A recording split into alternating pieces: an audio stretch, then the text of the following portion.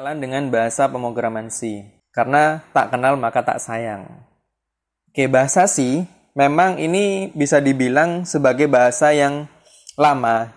Bahasa yang sudah bisa dibilang zaman kolonial ya. Tapi bahasa ini adalah bahasa yang cukup bagus untuk mempelajari pemrograman dasar. Jadi bahasa C ini bagus untuk konsep pemrograman bagi pemula. Karena bahasa C ini mekanismenya adalah memprogram secara terstruktur. Kemudian, jadi bahasa C ini memang tidak begitu familiar di era sekarang. Karena sudah ada bahasa-bahasa yang modern. Akan tetapi, bahasa C ini justru memberi inspirasi pada bahasa pemrograman lain seperti Java, C++, C#, PHP, dan sebagainya. Karena Java, C++, C# ini anaknya dari bahasa C. Bahasa C ini melahirkan anak-anak pengembangan dari bahasa C itu jadi bahasa Java, C++, dan C#. Makanya bahasa C ini dijuluki sebagai God's Programming Language. Oke, kemudian jadi di bahasa C ini kita akan mudah memahami bahasa pemrograman lain. Kalau kita paham konsep di dalam bahasa C, kita akan mudah untuk mempelajari bahasa pemrograman modern seperti Java, C#, dan lain sebagainya.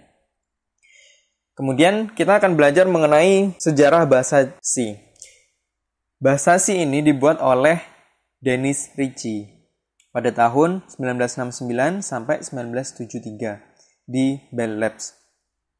Awal mula kemunculannya dimulai saat pengembangan sistem operasi Unix oleh Dennis Ritchie dan Ken Thompson. Induk dari sistem operasi Linux dan Mac itu adalah Unix yang dibuat oleh Dennis Ritchie dan Ken Thompson. Waktu itu sistem operasi Unix masih menggunakan bahasa assembly. Kemudian si Ken Thompson membutuhkan sebuah bahasa pemrograman nih untuk membuat sebuah program di komputer yang mereka bikin. Nah, kemudian Dennis Ritchie ini membuat bahasa pemrograman baru bernama bahasa C dan mulai digunakan pada sistem operasi Unix versi 2. Tapi sebelum ke bahasa C, sebenarnya ada pelopornya, itu Ken Thompson membuat bahasa B. Jadi sebelum C, bahasa B. Tapi banyak kesulitan yang dialami di situ. Akhirnya Dennis Ritchie mengembangkan dari bahasa B menjadi bahasa C, sehingga sampai dikenal sampai sekarang ini. Akhirnya, bahasa C semakin berkembang dan pada tahun 1978, buku pertama berjudul The C Programming Language diterbitkan. Oke, sampai di sini dulu untuk sejarah bahasa C. Nah, kemudian struktur dasar bahasa C, strukturnya seperti ini secara umum. Nah, pertama adalah include. Include stdio.h. Apa sih include? Apa sih stdio.h?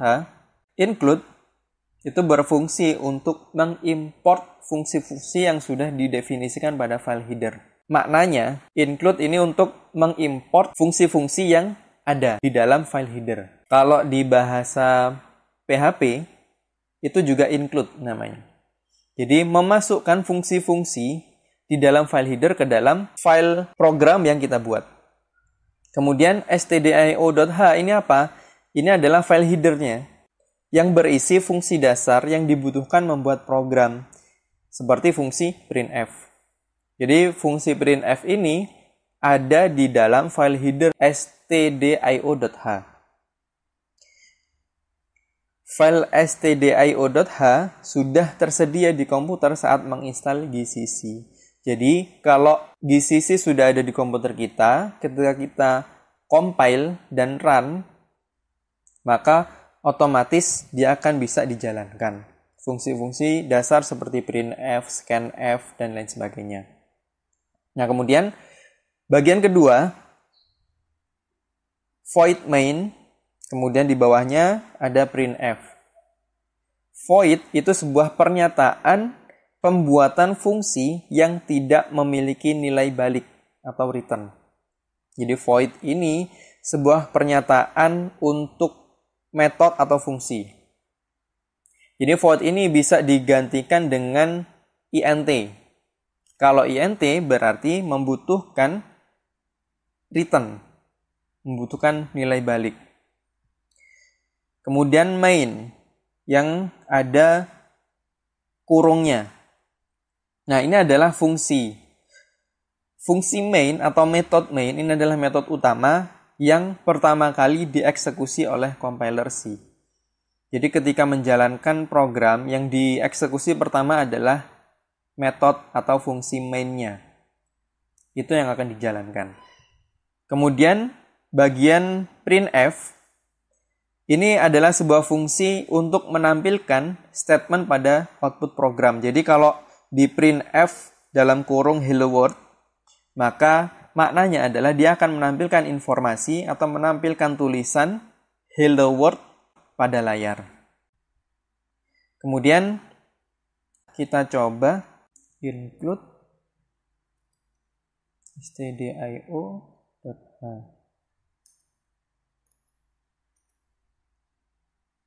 Dan void main kita isi dengan printf.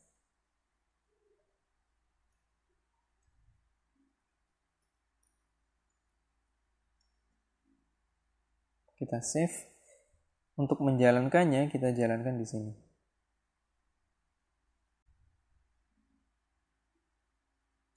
Nah, maka akan muncul informasi hello world di layar. Kemudian menulis komentar di bahasa C. Ada dua cara untuk menulis komentar. Yang pertama, dengan menggunakan double slash. Jadi, cara penulisan komentar ini diperuntukkan untuk menulis komentar pada satu baris. Kemudian cara yang kedua, dengan slash bintang dan ditutup dengan bintang slash. Cara ini diperuntukkan jika kita mau menulis komentar lebih dari satu baris. Kalau satu baris, misalkan seperti ini, double slash, import file header stdio.h. Sedangkan kalau mau menulis komentar lebih dari satu baris,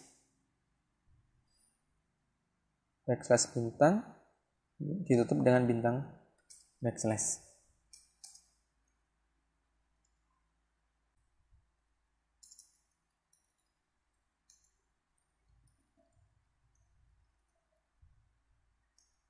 Jadi di sini saya menuliskan komentar lebih dari satu baris, maka menggunakan backslash bintang ditutup dengan bintang backslash.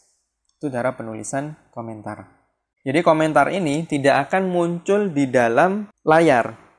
Dia hanya diperuntukkan untuk programmer. Jadi biasanya komentar ini dituliskan untuk memudahkan programmer atau developer mengidentifikasi codingannya. Kemudian tipe data dasar di bahasa C. Ada 3 kelompok besar di dalam tipe data dasar di bahasa C. Yang pertama adalah karakter. Jadi ada 2 macam di dalam tipe data karakter. Bisa dituliskan dengan cara unsigned char. Jadi dia adalah tipe data untuk menyimpan karakter dengan jangkauan 0 sampai dengan 255. Jadi penulisan char ini, penulisan karakter ini bisa kita tulis dalam bentuk angka ataupun kita tulis dalam bentuk huruf atau karakter simbol. Jadi misalkan kalau kita menuliskan huruf A misalkan, maka harus diapit dengan single tanda kutip. Kemudian yang kedua, penulisan yang kedua adalah char. Char di sini tipe data yang menyimpan karakter dengan jangkauan minus 128 sampai dengan 127. Kalau char ini dimulai dari minus. Nah, kalau unsigned itu dimulai dari 0. Nah, penulisan angka pada karakter itu mengacu dari kode ASCII. Jadi kalau teman-teman lihat, ini kode ASCII. itu sampai 255. Nah, kemudian yang unsigned. Sedangkan yang char tanpa unsigned itu sampai 127. Nah, simbolnya seperti ini. Jadi, yang sampai 127 itu disebut sebagai ASCII control character. Sedangkan yang unsigned char itu sebagai ASCII printable character. Jadi itu karakter-karakter yang bisa ditampilkan di layar. Seperti huruf A itu karakternya adalah 97.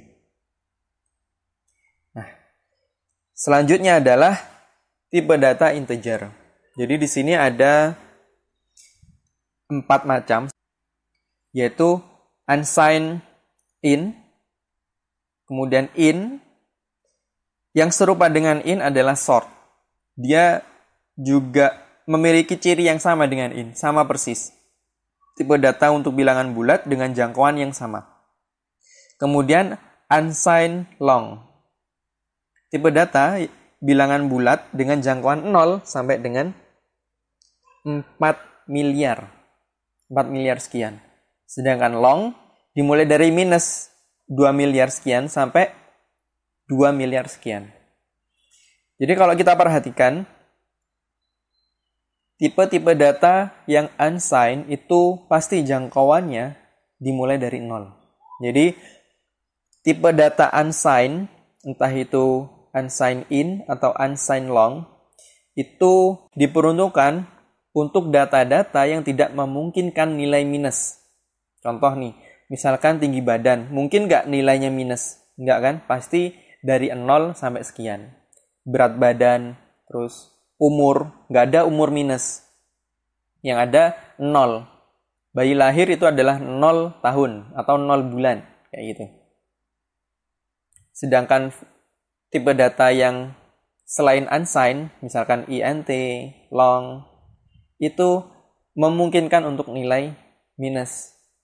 Jadi, misalkan untuk perhitungan, penjumlahan, perkalian, gunakanlah angka-angka yang tanpa menggunakan unsigned. Berikutnya adalah desimal. Desimal ini ada float, double, dan long double. Kemudian variabel dan konstanta di bahasa C. Tipe data dan variabel ini dua hal yang tidak bisa dipisahkan.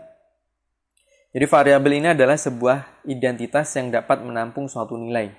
Jadi kalau diibaratkan variabel ini sebagai wadah untuk menampung data. Kalau wadahnya integer, maka hanya untuk menampung data bilangan bulat. Kalau tipe data variabelnya itu double, maka hanya menampung data bernilai desimal.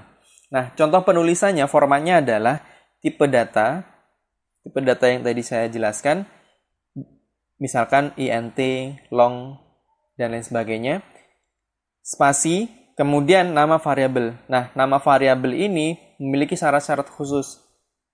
Misalnya, tidak diperbolehkan dimulai dengan angka. Tapi kalau underscore boleh. Kemudian, tidak dibolehkan menggunakan karakter crash, misalnya kan, karakter hashtag, karakter plus, karakter bintang itu tidak bisa dipakai. Dan tidak bisa menggunakan kata kunci yang sudah tersedia di dalam bahasa C. Misalkan kata kunci main, kata kunci void, itu tidak bisa dipakai untuk nama variabel. Cara yang kedua, tipe data, spasi, nama variabel, kemudian sama dengan, dan diikuti dengan nilainya, langsung mengisi nilainya. Nah, kita coba. Misalkan int, angka. Jadi, int ini adalah tipe datanya, angka ini adalah variabelnya. Jadi, variabel itu tidak boleh mengandung kata kunci yang sudah tersedia di dalam bahasa C, misalkan void. Nah, ini nggak boleh. Dia pasti error. Sehingga kita menggunakan variabel-variabel yang lain. Nah, bisa dengan cara seperti ini. Atau bisa juga dengan langsung memberi nilai 10 misalkan. Terus kemudian char. Huruf. Kalau karakter huruf, kalau misalkan kita mau menuliskan huruf A, maka harus diapit single tanda kutip, diakhiri titik koma. Kalau misalkan desimal, float, angka pecahan 4,5. Nah, seperti ini. Kemudian berikutnya konstanta. Konstanta ini mirip dengan variabel. Akan tetapi konstanta ini tidak dapat diubah nilainya. Penulisan konstanta dilakukan sebelum metode main. Jadi sesuai dengan namanya, konstan. Tetap. Konstan itu tetap. Berarti nilainya tidak bisa berubah. Selanjutnya, output di bahasa C. Bagaimana cara kita untuk menampilkan sebuah informasi atau menampilkan data dari variabel yang ada di program kita untuk ditampilkan di depan layar. Bisa dilakukan dengan beberapa cara. Karena ada beberapa fungsi yang bisa kita gunakan. Pertama adalah fungsi printf, yaitu perintah atau fungsi di bahasa C yang digunakan untuk menampilkan semua jenis output, baik itu teks biasa, hello world misalkan, ataupun untuk menampilkan data dari variabel, baik itu variabel bertipe numerik, karakter, ataupun teks bertipe string. Yang kedua adalah puts. Di sini digunakan untuk menampilkan teks biasa. Jadi puts ini tidak bisa menampung atau menampilkan data dari variabel. Dia hanya menampilkan sebuah teks biasa. Perbedaan antara puts dan printf, kalau printf itu bisa menerima output dari variabel, sedangkan puts tidak bisa.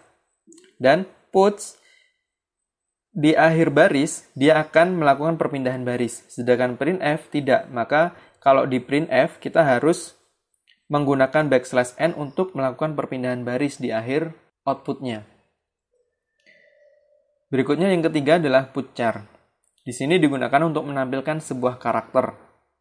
Dan ini memang jarang digunakan karena keterbatasan kemampuan dari putchar itu. Jadi, putchar ini hanya bisa menampilkan sebuah karakter saja.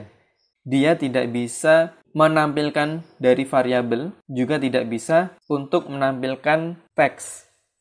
Hanya sebuah karakter saja. Ditambahkan \n pun tidak bisa. Karena di dalam kurungnya hanya bisa disisipkan single kutip. Yang mana itu adalah ciri dari karakter.